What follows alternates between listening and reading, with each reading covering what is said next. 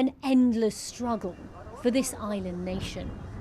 Queues that go on and on and on. Sri Lanka's running out of fuel and of hope.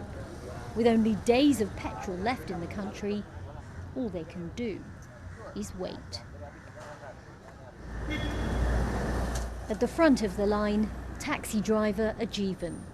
You're number one in the queue. How long have you been waiting? 2 days maybe. 2 days? Yeah. I've been sleeping in my taxi. Sometimes I leave to get food, then I come back here and sleep. That's how I've been living in the last few days. I can only survive if I have fuel. Here the pumps are dry, with no international shipments due for at least 2 weeks. What's left in the country is being rationed. These tiny pieces of paper have become one of the most sought-after things in Sri Lanka.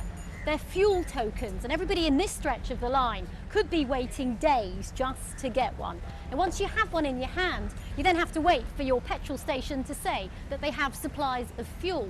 Now, the owner of this particular token got it on Tuesday, and his local station says they still don't have any fuel for him to pump. Near the end of the queue, we find Jayanta. He drove here from his village, using up fuel in the hope of finding more. Can't live without gas, petrol, everything. We need everything, but it's difficult, not supplying continuously. That's why we are in a deep trouble in here now.